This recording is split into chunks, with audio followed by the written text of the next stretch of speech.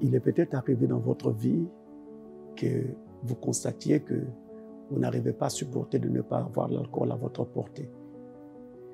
Qu'il vous faut toujours avoir de l'alcool pour vous permettre de vous sentir bien. Alors, il est aussi peut-être arrivé que vous constatiez que malgré que cela était en train d'entraîner des conséquences négatives dans votre vie, dans votre foyer, dans votre environnement, vous n'arrivez pas à arrêter. Peut-être que cela engendrait des conflits familiaux, des difficultés financières, voire même des ennuis juridiques à cause de la prise de l'alcool, mais vous n'arrivez pas à arrêter.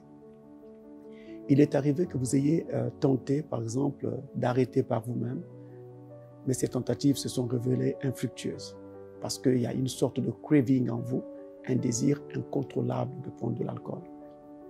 Il y a eu des moments de sévrage, certainement, que vous avez constaté, où vous ne touchez plus à l'alcool et vous avez jubilé en disant à vos amis que maintenant, ça fait une semaine, ça fait 2 jours, ça fait 3 jours que vous n'avez pas touché à l'alcool.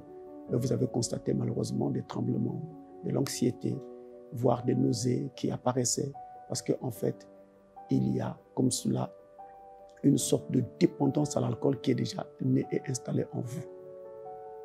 Il est peut-être aussi arrivé que vous constatez que vous cherchez maintenant par la honte à cause du fait que tout le monde vous pointe du doigt comme étant un alcoolique, que vous ne vouliez plus vous mettre en société. Donc, il y a une tendance à l'isolement social.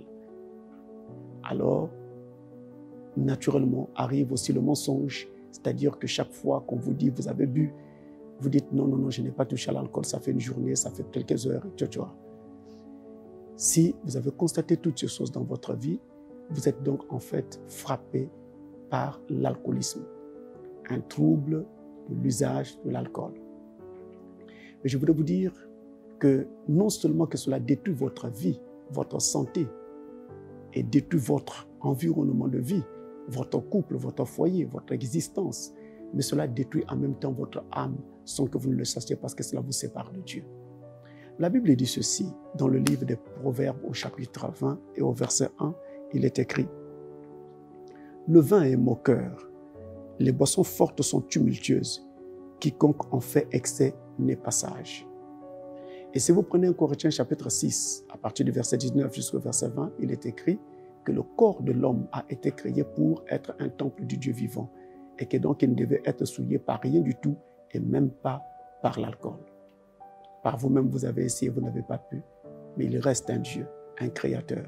Si vous vous tournez vers lui, il accomplira le miracle que aucun médicament, aucun procédé n'a jamais pu produire. Prions.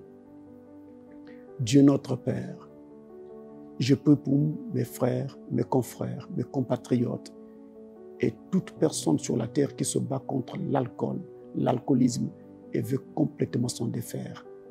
Où que soit cette personne, quelle que soit la profondeur du trouble, de l'alcoolisme dans sa vie, je prie Seigneur que toi qui ne sommeilles ni ne dors, toi qui es prêt à sauver quiconque se tourne vers toi, que ces âmes et ces personnes soient touchées par toi et sortent de ces conditions dans le nom de Jésus-Christ. Puisse-t-il en être ainsi pour chacun d'entre eux qui se sont tournés vers toi à l'occasion de cette prière. Par Jésus le Fils de Dieu, nous avons prié. Amen. Shalom chez vous.